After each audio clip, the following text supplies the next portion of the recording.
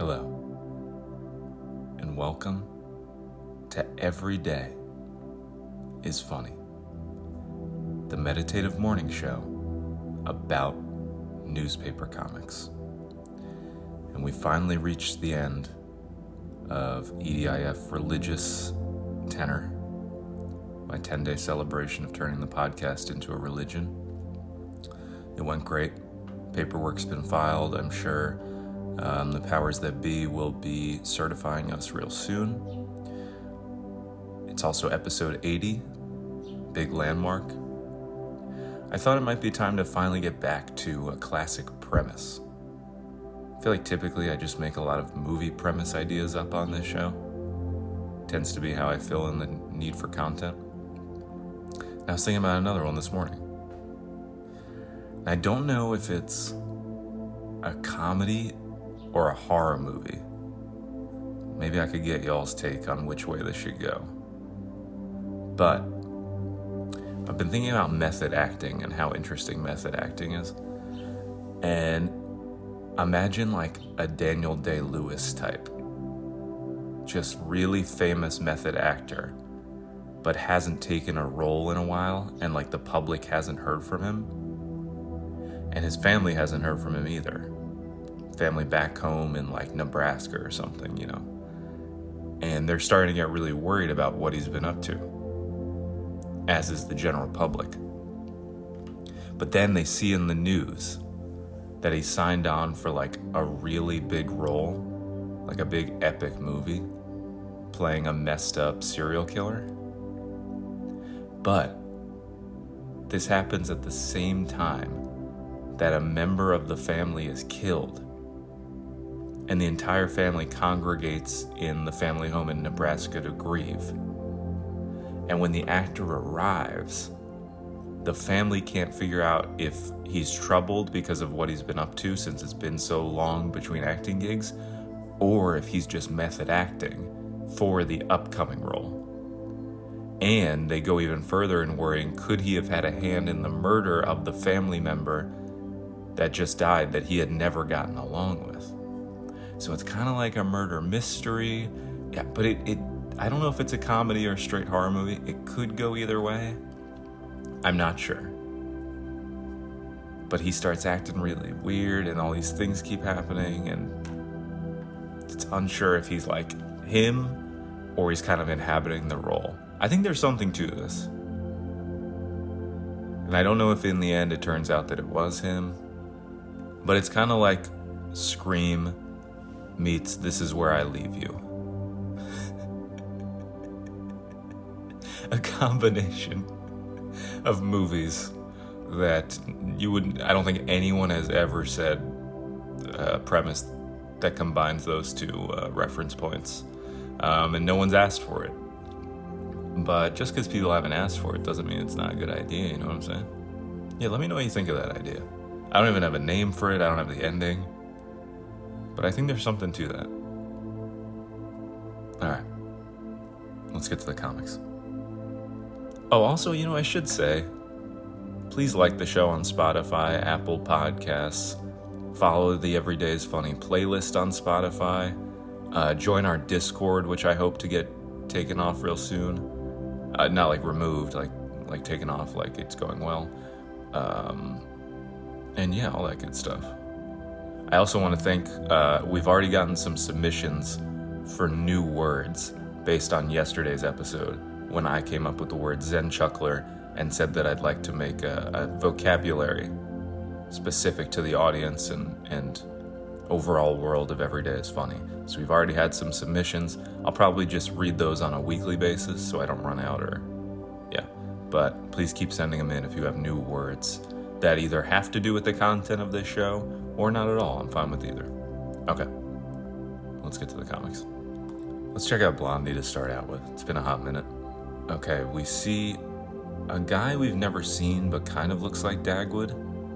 Maybe it's a brother or son, but I can't say for sure. But he's at some sort of bakery talking to the cashier. This man says, "Are you new here?" The woman behind the counter says, "I sure am. I'm the new pastry chef." He says, "Oh, I was just coming in to get a sandwich." She said, "You know what goes great with a sandwich? A cupcake." He goes, "Sold." And then Blondie appears and says, "I should have hired you a long time ago." Okay. So Blondie owns a bakery. I'm ashamed to admit I didn't know that fact even. I'm coming in as quite a noob. This seems staged. This feels like this new cashier asked her friend, like, "Hey, I don't really know what I'm doing as I've never been a pastry chef before, didn't go to school for it. All I need you to do is come in to this bakery and say you wanted a sandwich," which is already, I'm not good at drawing up premises. "But then when you do that, I'm gonna pull out a cupcake out of thin air very fast. Wolf of Wall Streeting it, trying to sell you the pen, and you're gonna immediately do it. My boss is gonna see. That will somehow convince her I'm a good pastry chef. That when you brought up a sandwich, I suggested an accompaniment of a cupcake." Yeah, I don't buy this. Maybe I'm too cynical, because I've just tried to poke holes in comics, but there's no way that this man actually came in to a bakery looking for a sandwich. Because you know what goes great with a sandwich? A cupcake. I don't really agree. And the fact that he didn't even think about that and just said sold and accepted it.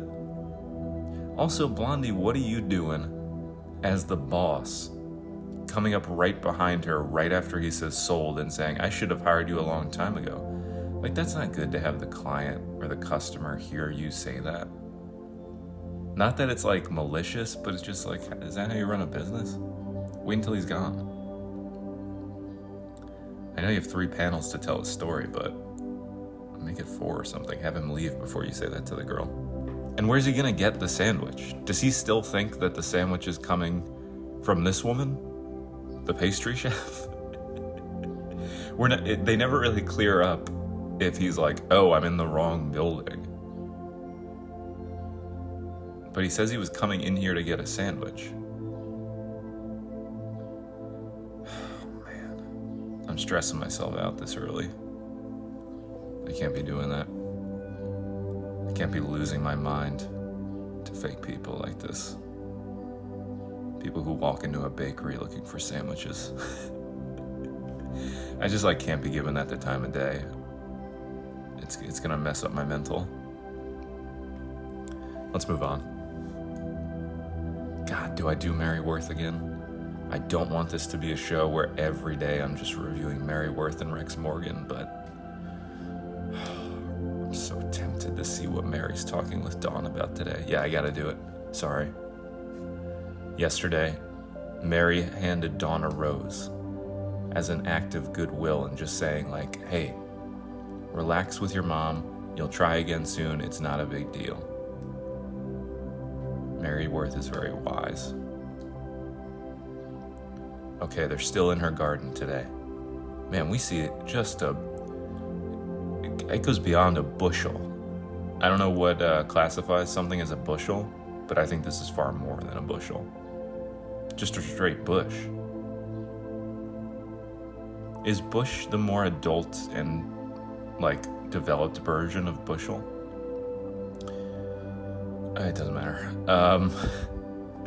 Okay, Dawn is holding the flower. She says, "I've come to terms with the fact that Mother and I are not close and possibly never will be. And that's okay. It is what it is." Mary Worth says, "Situations such as yours are often in flux. What may seem one way now may be felt differently in the future. People change, and so do situations." Dawn says, "I hope you're right, Mary." Yeah, Mary's just really good at sidestepping what I would use more direct, hateful language. "You're being an idiot, Dawn. You haven't actually given me any answers, so I'll be vague back. If you're not gonna give me specifics, I can't be very specific, so I just gotta be vague and just say, situations are often in flux, things change." I have to speak in just vague terminology and sayings because you're giving me nothing and I'm supposed to be like this wise old mother figure, and that stresses me out, so I come to garden to kind of escape that responsibility. Then you just show up without letting me know in my garden, and then I still have to pull out some wise wisdom. Like, I was not prepared for this. It just sucks for Mary Worth.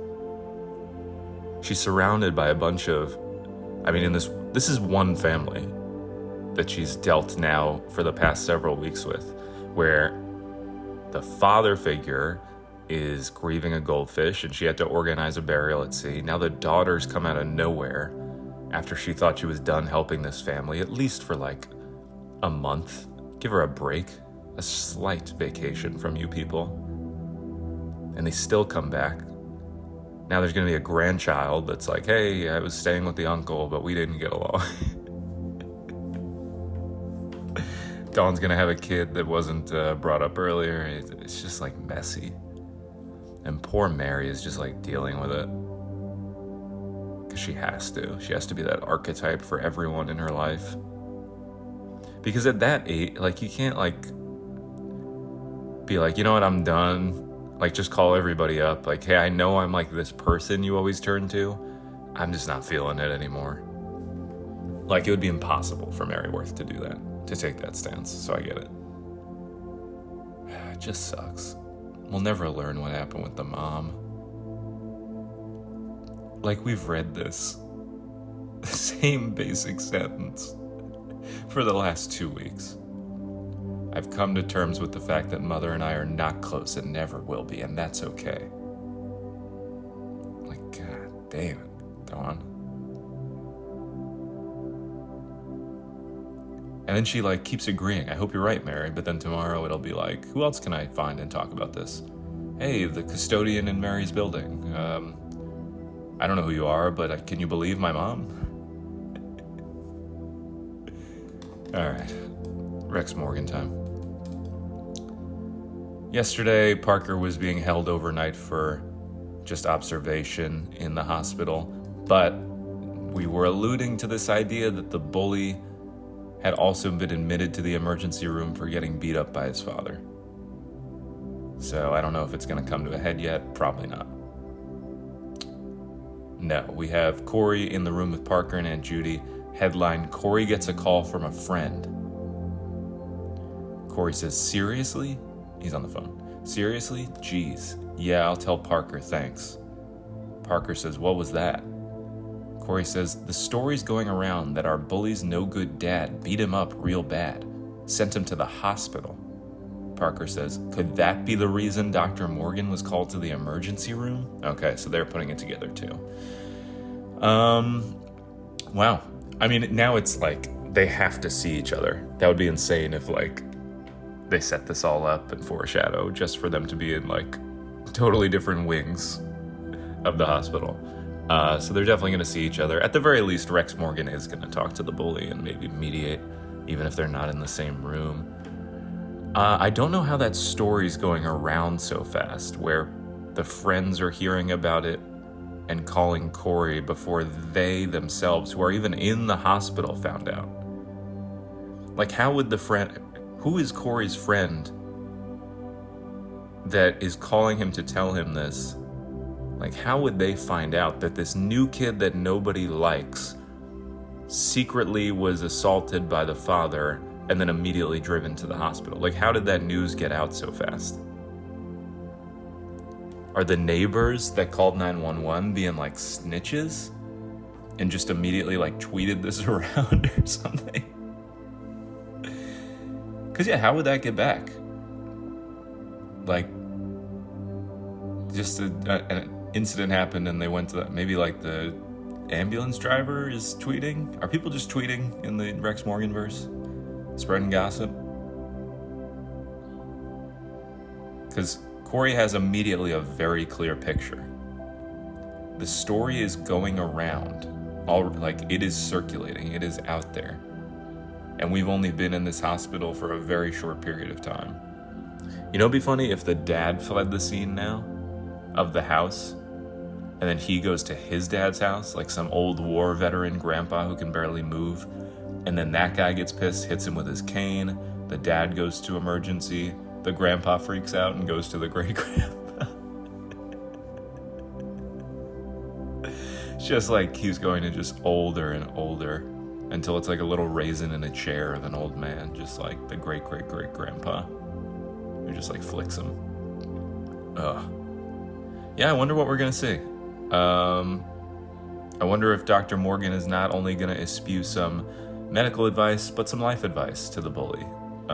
Without being too judgmental or trying to be his father, just kind of give him a rundown, like, hey, this isn't how we deal with things. And I recognize this is a cycle of abuse, but you have to stop the cycle, my man. Rex Morgan says, my man. All right, let me think of what to comment. Okay, very stupid comment. I'm gonna say, Corey gets another call. Whoa, now I just heard the bully punched everyone in the emergency room and is headed this way. And then Parker just goes, what friend is calling you? Send. Like, where are you getting this information from? How are things circulating this fast? All right, time to wind down for this Wednesday, July 17th. Hope you have a wonderful rest of your hump day. And remember, every day is funny.